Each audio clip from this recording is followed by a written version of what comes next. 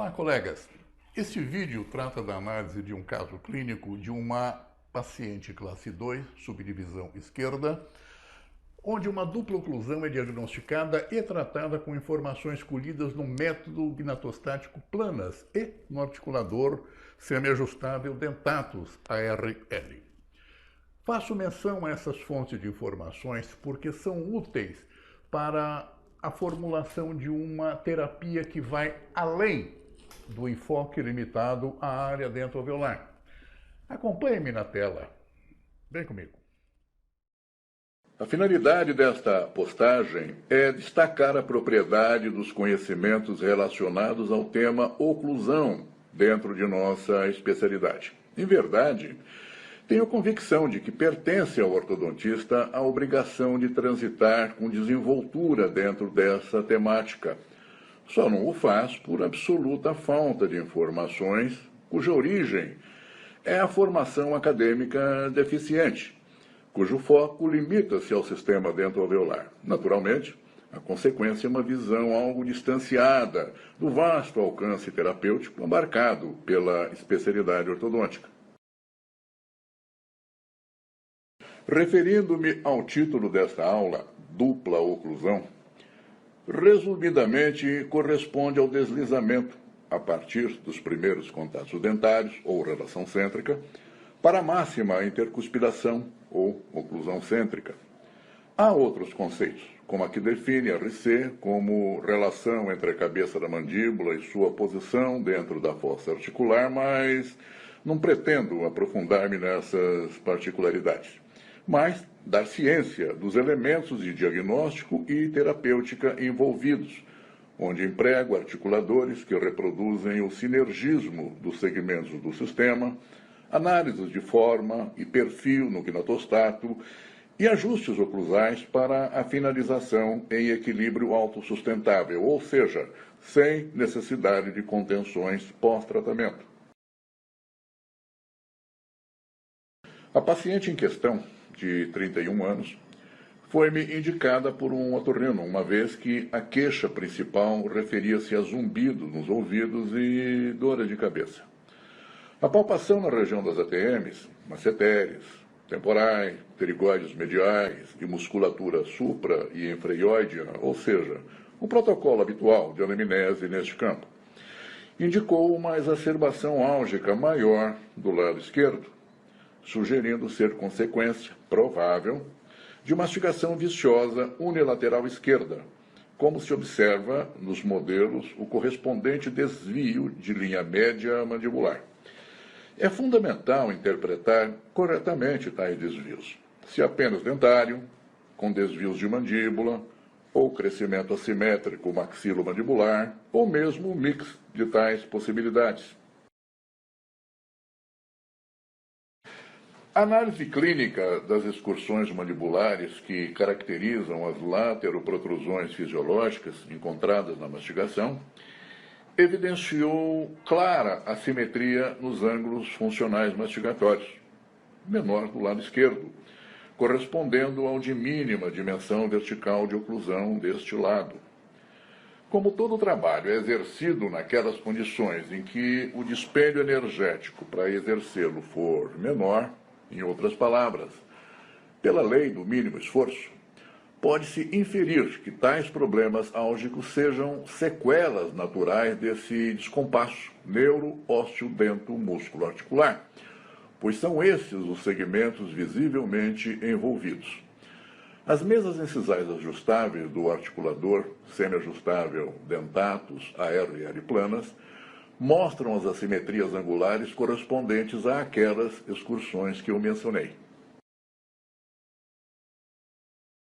Visando dar substância àquela suposição de possível comprometimento de posição mandibular, empreguei o método sintomatológico gnatostático planas, o qual, além de permitir a obtenção de modelos de estudo posicionados segundo pontos craniométricos determinados, que fornecem grande número de informações relativas à forma e suas alterações, também permite, através da ficha gnatostática, analisar o perfil e o posicionamento mandibular, relacionando-o a diversos padrões de combinações de bases ósseas.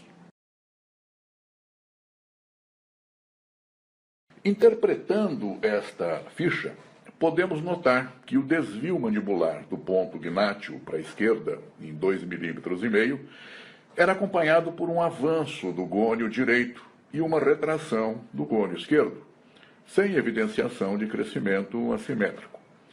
Como a mandíbula é osso único, em forma de U, facilmente compreende-se que pode estar havendo uma anteriorização do côndilo direito, espera-se naturalmente uma retração do esquerdo. Portanto, infere-se que tais movimentações repercutem imediatamente no posicionamento dos discos articulares e nas correspondentes estruturas.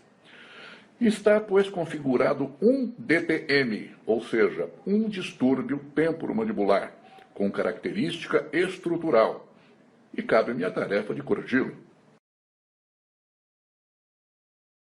Segundo aspectos específicos deste caso, minha estratégia indicou o emprego do Bionator, respeitando o equilíbrio neuromuscular atingido após desprogramação por eletromioestimulação, pois através dele houve condições de, por construção, identificar e tomar como parâmetro o plano de Camper, cuja referência permitiu-me introduzir alterações no plano oclusivo. Após essa etapa básica, passei ao emprego da aparatologia fixa para alinhamento e nivelamento convencionais. A transposição dos referenciais craniométricos colhidos através do arco facial para a ficha gnatostática permitiu, pela superposição de traçados, conferir as alterações posicionais da mandíbula, referenciando-a à linha mediana. As alterações no perfil inferior da face, bem como os pontos referenciais da mandíbula, permitiu-me supor que tenha sido posicionada adequadamente. Esta etapa foi importante para corrigir este DTM, ou seja, o caráter estrutural desse distúrbio temporomandibular. A única forma de evidenciar um equilíbrio funcional é traduzi-lo nos contatos excêntricos observados na mastigação lateroprotrusiva, típica do padrão onívoro a que pertencemos. Fotos simplesmente em oclusão cêntrica nada representam.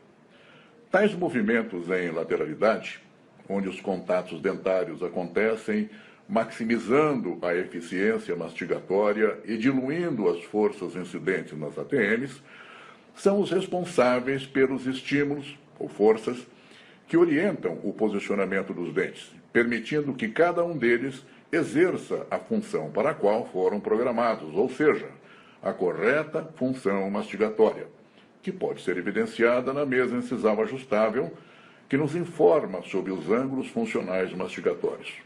O sorriso é sempre uma consequência.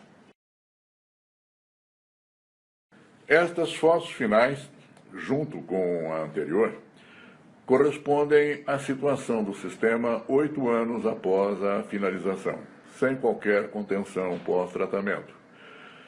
O equilíbrio deve ser creditado à adequação dos contatos dentários excêntrica e excêntricos, convenientemente alcançados por ajustes oclusais.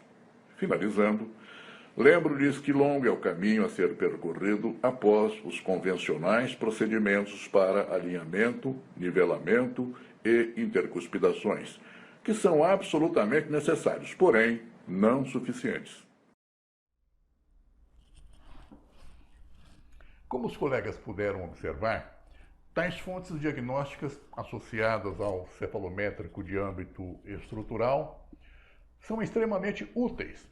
Todavia, trata-se apenas de um exemplo, naturalmente, não o único, para uma conduta terapêutica, uma vez que aquelas análises tridimensionais 3D permitem coleta valiosa de informações que serão úteis para aquele que sabe exatamente o que procurar. São vários os caminhos em direção a um objetivo terapêutico que visa ao equilíbrio estrutural do sistema. Um abraço a todos.